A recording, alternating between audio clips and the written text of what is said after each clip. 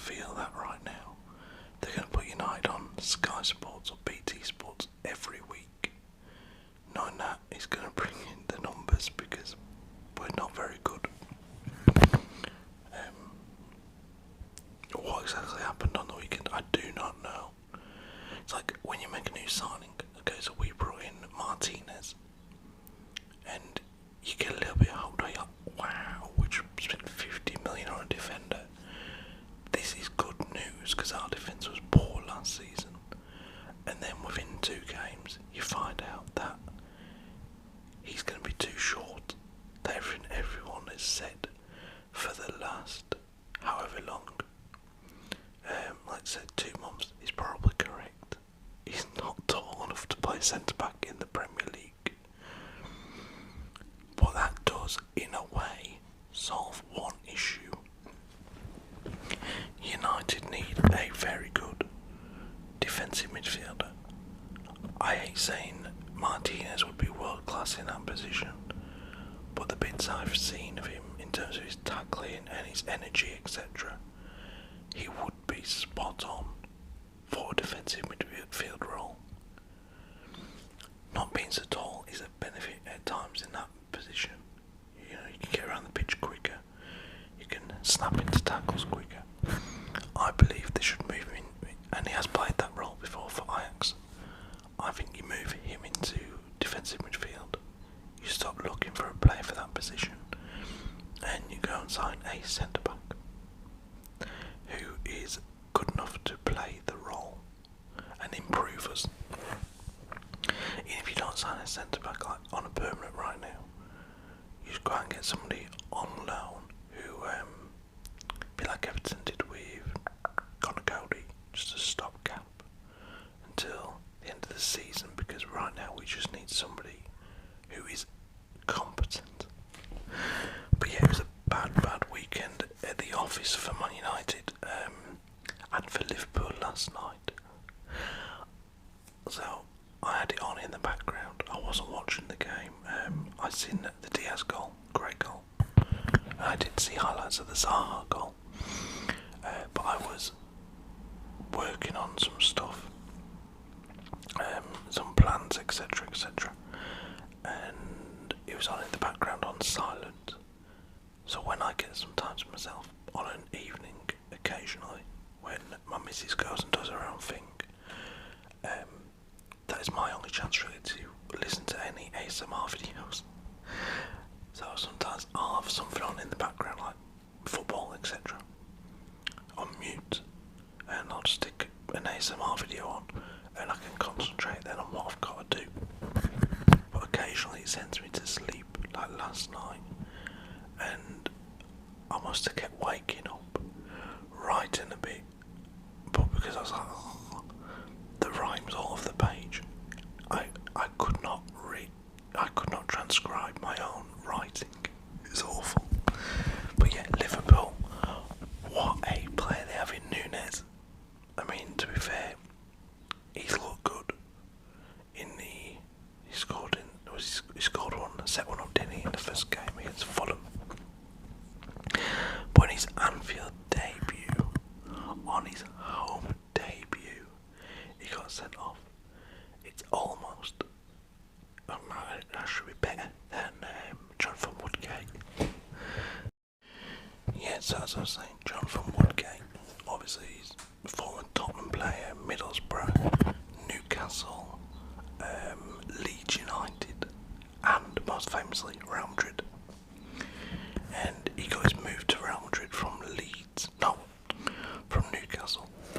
From Newcastle United, I think it's about 16 million, I might be wrong on that one. And in his first game, from what I mean, we're talking a lot of years ago, so this is off the top of my head, he scored an own goal, and he was red carded in the same game. I'm pretty sure that's correct. So yeah, Núñez, quite similar. His home debut gets sent off. He's lucky that Diaz scored that equaliser. But Liverpool, 2 points from 6. Not a good start. Man City must be licking their lips right now.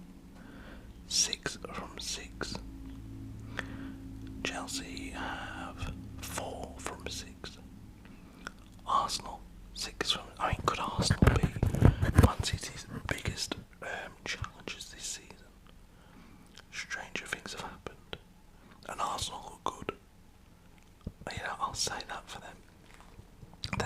I know they conceded 2, but they put 4 past Leicester on the weekend. Again, that in the past, of the last few seasons, they may have struggled in, because Leicester have been a decent side for a while now. But yeah, Jesus looks a bargain. And I'll go as far as to say the signing of the summer, due to how little he cost, and the fact that he's now going to be a first choice week in, week out, which he never was at Man City down the middle. I mean, he played a lot of games, but he was always asked to play off the right, just out of position really. And now he's just the main man up front for Arsenal, and I think he's going to thrive there. And Arsenal are going to feel the benefit of that deal. What else is going on in the world of football? Fofana, Wesley Fofana, is ready to speed kick, throw his toys out the pram, because he wants the move to Chelsea. Leicester are like, no, not unless Chelsea pays 80 plus million. Fofana is like, well, hang on, I might not even be that good. I've only had 1 full season, because last season he was injured pretty much from the start to the end. But why would you, if you're Leicester, sell a player to one of the big 2 or 3 in the Premier League and take a loss on him? So he's like 23, I believe. He could easily go on and have like 10 good years at Chelsea. If they have to pay 80 million for him, that is 8 million a year. And then there's something about, I heard this a while ago, how it works on the books sort of thing, each year. I think it's because like their value decreases or something like that. Basically, I'm not what they call an accountant, but I heard Sam Jordan, the former Palace owner, say something about this, like, say you spend 100 million on a player, that decreases each year. I'm not sure how that works, but basically it ends where like you're paying nothing for this player. I don't know what I'm on about, but it sounded like it made sense at the time. So yeah, 80 million for Fofana. If I was a Leicester's owners, wouldn't want anything less. If Martinez is going to United for 50 million, was it? Without ever playing a Premier League game, Leicester have Fofana, who looked pretty good in his first season, could be a regular for the next 10 years. Then Leicester are right to say 80 million quid easy. I mean, look at Van Dijk, 70 odd million to Liverpool. Van Dijk was not the Van Dijk he is now when he was at Southampton. He was like, he looked good, but in an average Southampton side. And now Liverpool have gone on to have one of the better defenders in the league. So yeah, Chelsea are going to have to pay if they want their man.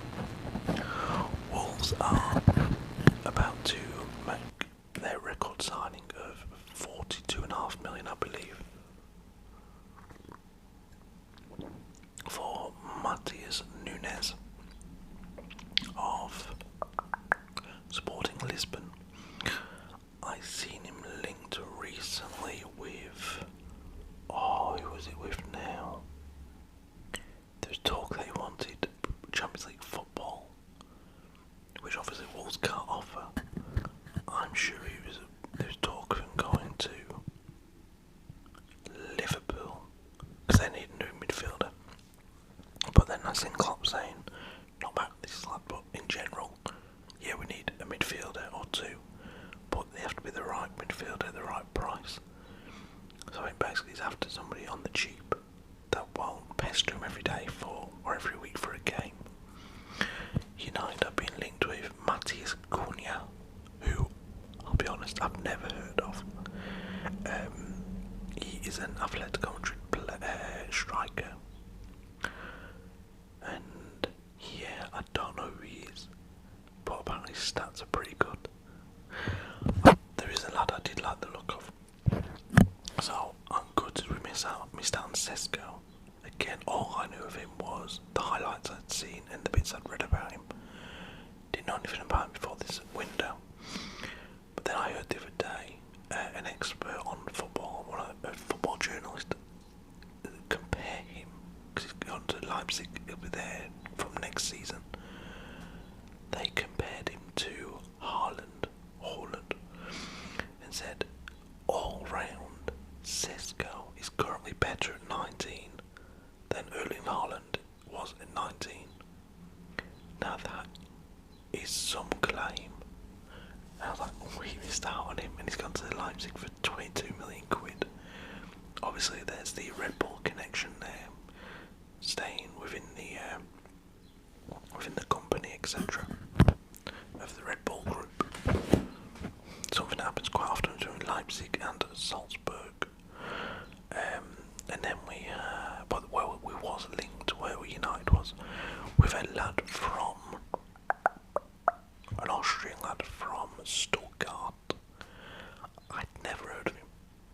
And then I seen a 2-minute video on Sky Sports of all his finishes, and they were top finishes. Not scruffy goals, they were good, really good goals. I was like, I want him now at United. And he wanted to come apparently, but it's gone quiet since, which is just bloody typical. Let's have a look at some rumours. Frankie de Jong apparently won't come. Thank God for that. Is it more for him than for us? Because just imagine, can't you, we bring in somebody like Frankie de Jong, who's this world-class talent, who's like going to be one of the best players in the world, and we just break him. Like, we just absolutely wreck the lad of all his confidence, and then we look even worse than we already do. Hector Bellerin has requested that Arsenal terminate his 110 grand a week contract. Yeah, if I'm on 110 grand a week, I don't want it cancelling, thank you. Man United have reportedly agreed to loan out Hannibal Mejbri to a championship club, probably Birmingham City. What else we got going on here? Everton are trying to get Billy Gilmore as Chelsea look to get Anthony Gordon from Everton. I don't know. He's talented, Anthony Gordon, and he has the potential to be really good. He goes down way too easy, like all the time. He goes to the ground every chance he gets. So I guess he'll fit in at Chelsea in that respect. But no, he does look to be a talented lad. And Chelsea did sign the lad, is it Chuku or something, from Villa, for like 20 million quid. Maybe that's the policy, to bring in these young English players or British players and hope that they develop. But I mean, Anthony Gordon, 40 million quid is not pennies, is he? You could get a proven player right now for 40 million quid. Man United face a huge challenge to convince Aubameyang. I don't want to convince him, thank you, he can stay at Barcelona. No, I don't want him at United. What else have we got here?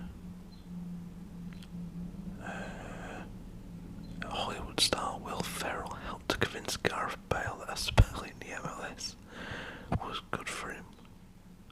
What a load of waffle. I mean, why even print that story? That is just a waste of like 3 lines in their paper.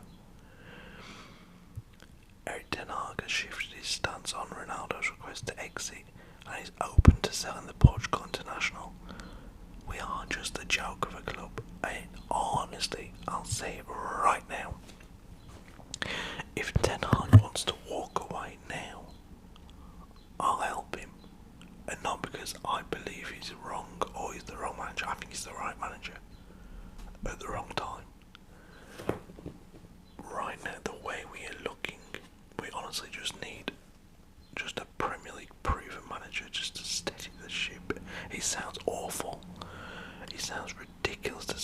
United are just going to be like a top 10 team at best for the next couple of years, but I think we will. Honestly, I think we're going to become a team trying to get in the top 10, 11, and then hopefully push on in 3 years' time, maybe. I don't know. I mean, we've got young players, give them a chance. Stop going out and paying Ronaldo £500,000 a week. Oh my god, what a mess. But yeah, Eric is the right manager in my opinion. It's just, we aren't in a position to be what he wants us to be. And maybe just somebody like as crazy as it sounds, as mundane as a Steve Bruce. Like, just somebody just as steady as, actually, I think it's Steve Bruce. I forget I said that actually. Who's in the Premier League that's doing alright at the minute? I know none of the top managers would come with a Sean Dyche. I'd get Sean Dyche. As of right now, just to steady things. Even a Brendan Rodgers, he's not going to roll the boat and demand 80 million, 100 million a player.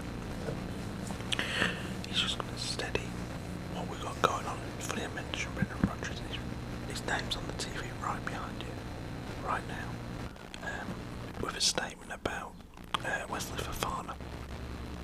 We are in a mess at United, and I think it's going to get a lot worse before it gets any better. Bear in mind we have Liverpool next Monday. I know they have no Nunes for the next 3 games. They have no... what's his name? Firmino. He's out injured as well, which I didn't realise. But yeah, we need a miracle, and I don't see us getting that inside a week or 9 days from Saturday to Monday. Saturday we lost to Brentford, Monday we play Liverpool. You're not going to change things that quickly at United. Ain't a chance. But Liverpool, they'll sort themselves out. It'll take them a couple of weeks to click, but when they do, I think they'll be again pretty impressive. I think maybe they underestimated how much they would miss Mane. I reckon Klopp knew. He isn't a stupid man, and I think he probably realised that without Mane they'd be a bit lopsided, even with Diaz stepping in. He's got that goal, it's that great goal. But there's a big difference between a team with Mane, Diaz and Salah. Or even Shota. Shota's out at the minute as well, isn't he?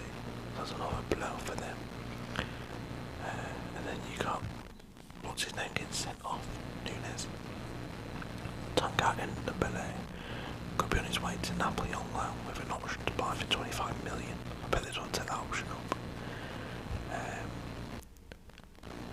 Newcastle are considering whether to improve their offer for João Pedro at Watford for over £17.5 million.